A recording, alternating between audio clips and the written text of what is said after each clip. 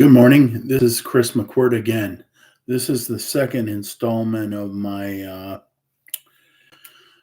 YouTube channel, and today we're going to talk about UFOs. Do you believe in UFOs? Have you seen a UFO? Well, I have, and that's one reason I wrote my sci fi book. Of course, I said in the last video that I had been a longtime fan of science fiction dating back to the Lost in Space, Time Tunnel, Outer Limits, uh, and many other shows that came out at that time. So, anyway, here I am. So, I'm going to tell you a few incidents that happened to me. I remember one time being out playing in the hide and go seek, I believe, and it was starting to get dark out.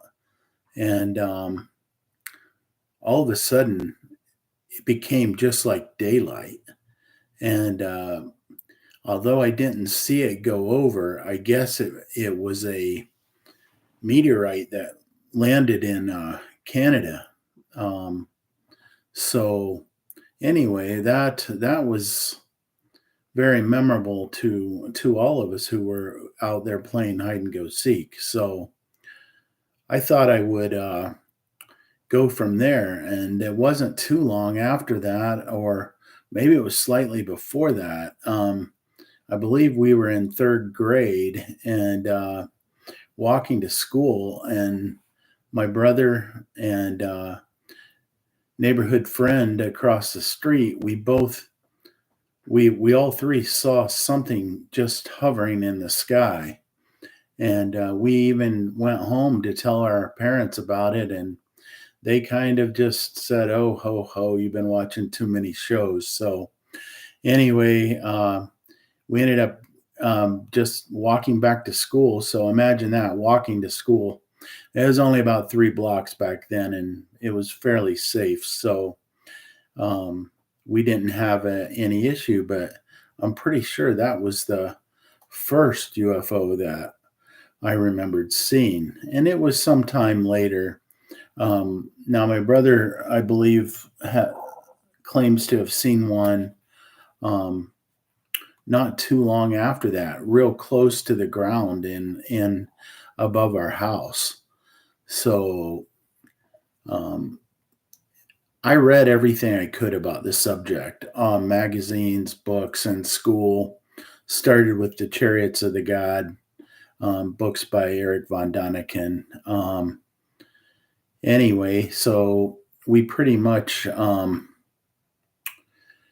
had interest in all things supernatural, Bigfoot, UFOs, ghosts.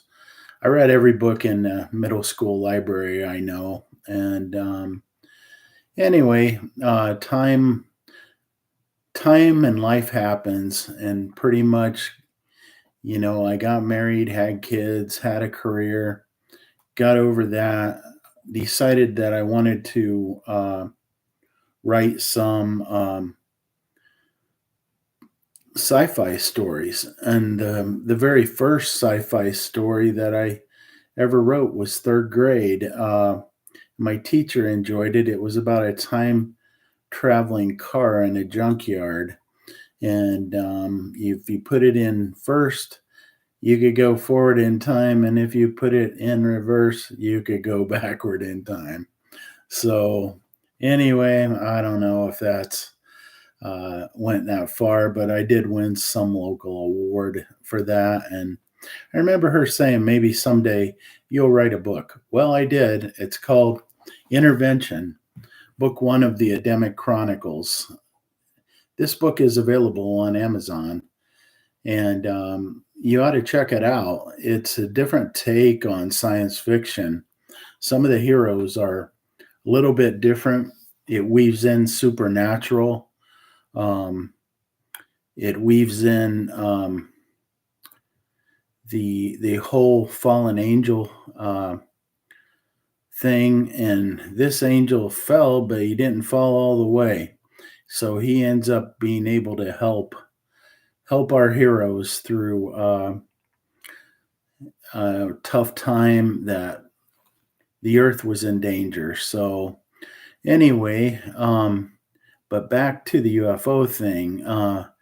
Another UFO. I remember several during one period of time during what was called the Kokomo boom, and I lived in Delphi, Indiana, and all of this was taking place in Kokomo, in and around, and people were seeing these orange balls of light, and the papers and Grissom Air Force Base had basically said, well, maybe it's flares or whatever, and but then they would never have planes up, and you don't do flare testing above public land. There's a million things going on, but I saw that same incident involving those orange balls of light uh, probably 4 or 5 times anyway, and it was um, it was definitely strange. And one time I tried to point a laser pointer at one, and they would blink on and off, but that well, it blinked off at the time when I shined the laser pointer at one. So I don't know what exactly I was seeing, but it was definitely something unusual, and I don't think it was flares. That's like most of these UFO things you see. Could they be a conventional object? I mean, now there's so many UFO channels out there, especially like Chris Lato, and I've recently read the whistleblower Luis Elizondo's book, Intervention, and I also like Third Phase of the Moon. So there's quite a few channels that profile UFOs in general. What are they? And I mean, here's an important time. We've just had our second congressional hearing with some of the whistleblowers on UFO, UAP sightings, and that perhaps there are indeed alien bodies in possession of the government, and as well as their crashed um, ships too. So anyway, all of this is quite interesting. But getting back to some I've seen, I saw those orange balls of light. That was probably in the late '90s, early 2000s, and there was the Kokomo boom, which was profiled on UFO hunters on YouTube. And I talked to one of the people involved with that, and we actually started writing a book. And and anyway, I pulled in a lot of data, and Kokomo's definitely been a hot spot for a lot of the sightings. And um, one time I was hunting, and I saw a blue green falling star. So sometimes you see things that are definitely atmospheric, but uh, that one was a falling star. There's no doubt. But on the way home, not that particular time from deer hunting at Salamone, I saw a black triangle, and it was low to the ground, traveling slow, and it was. I thought I could even see into the cockpit, and it was right at dusk because I'd finished hunting, got my stuff, and loaded up the truck, and was on my way back home to my house around Delphi when I saw this thing. And I don't know, maybe it was like a military aircraft, but it seemed like it was too low and going too slow. So I I'm not sure about that one, but getting back, I got home and we had a puppy then, Jesse, who would one of our border collies who He actually stars in my book Intervention. Well, he would run away, and a lot of times he would find this horse farm nearby by and roll in the manure.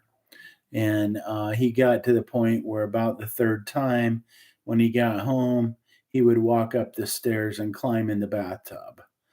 So every time he ran away, it was a big thing to try to find him. Well, one time it was near July 4th, and it was broad daylight, and he had run away. And I was walking down the road, calling and whistling for him. No luck finding him.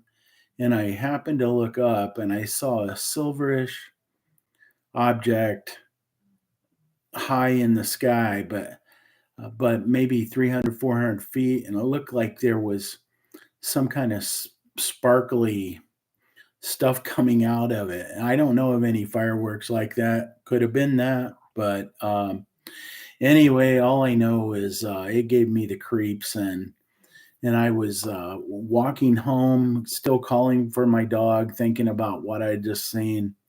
And anyway, all of a sudden, I see him hiding in a ditch underneath all these branches. And so then I went and I got him, brought him home. This time he was not covered with horse manure, luckily, but that may have been the last time that he ran away.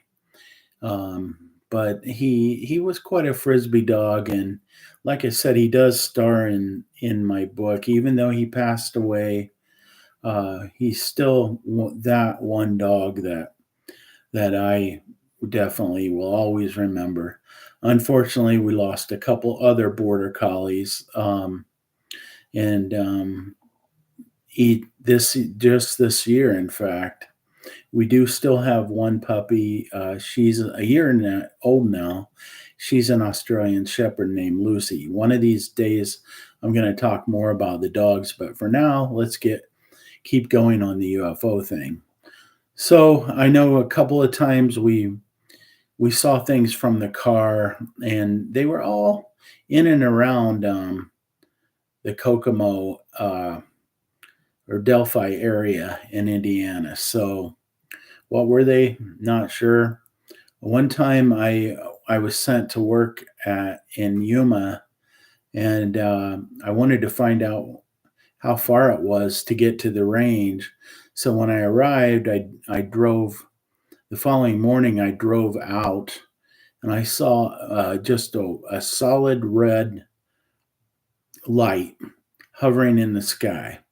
Now, since Yuma is a military test range, it could have had something to do with that, but it didn't move.